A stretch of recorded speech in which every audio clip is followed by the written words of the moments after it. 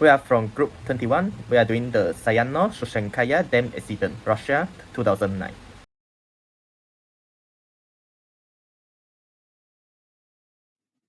Shushenskaya was one of the world's largest hydro plants supplying 6,400 megawatt to Russia since 1978. But on August 17, 2009, turbine 2 catastrophically failed, flooding the plant, destroying equipment, and killing 75 workers.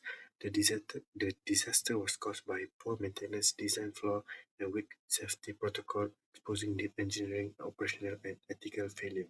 Key lessons include the need to upgrade safety system, enforce strict maintenance, strengthen risk management, and uphold engineers' ethical duty to protect life and environment. So, continuing with the discussion on this topic, the incident occurred on 17 August 2009 at Sayano-Sushenkaya Hydroelectric Power Station, Russia. There were 75 fatalities. The cause of the failure was a catastrophic failure at turbine unit 2. Contributing factors were known turbine instability, which was ignored, and also continued high-risk operations despite existing warning. The consequences of this event is divided between environmental and economic. Environmentally, there were 40 tons of transformer and turbine oil spilled into the river, which raised concerns over water contamination and aquatic ecosystem damage. There were also long-term impacts on the river health, which was uncertain, and debris from the destroyed equipment further polluted the site. Economically, there were major supply lost in Siberia, and the largest hydroelectric stations were disabled. There was an estimated total damage of about USD 500 million, which included repairs, victim compensation, and environmental cleanup. Next is the technical and engineering issue. Firstly, the immediate cause was the mechanical failure of turbine number 2 due to long-term volt fatigue, reaching the federal law and gauge standard. Secondly, the persistent vibration and cavitation issue were ignored for years. This violated the gauge standard, which mandated vibration monitoring and balancing, showing a clear neglect of engineering responsibility. Third is the instrumentation failures. The vibration monitoring system has been disconnected for years, directly breaching the gauge standard and violating Russia industrial safety law and technical regulation law. Fourth is the emergency system failed.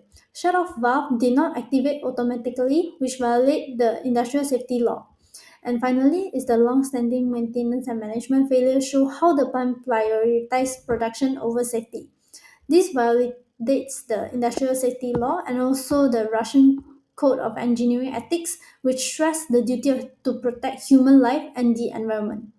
The core ethical failure for this Shushenskaya dam incident was the neglect of non-turbine risk. Engineer had long been aware of severe vibration and both fatigue in turbine number 2, yet no corrective action was taken. Making things worse, the vibration monitoring system had been offline for years, violating Russia's safety regulations like Federal Law 384 FZ and GOS standards. Internal warnings were also ignored, showing a breakdown in transparency and professional integrity. During the incident, emergency system failed and poor facility design led to flooded control system, highlighting a failure to plan for worst-case scenarios. In short, engineering and management prioritized productivity over public safety, violating their ethical and legal responsibilities. Moving on to the part of recommendation to prevent future problems. First, strict hazardous material regulations. These include regular safety audits, inspection, and transparent tracking of dangerous cargo. Second, legal accountability is crucial. Public officials must be held responsible for negligence, and the justice system must be free from political interference. Third, we need to modernize our infrastructure. For example, ports should be upgraded to meet the current safety standards. Emergency team must be well trained and the evacuation system must be in place. Finally, strong oversight and political reform are essential. Independent safety and anti-corruption body must be empowered and the citizens are encouraged to speak out through the whistleblower protection and civic management.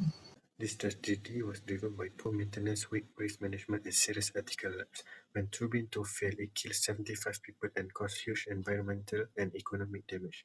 It highlights why we need engineering best practice, regular inspection, and strong safety protocols, where ethical responsibility always outweighs cost cutting. Going forward, we must prioritize proactive maintenance, transparency decision, and smarter design. Ultimately, learning from past failure is what builds safer, more resilient system for the future.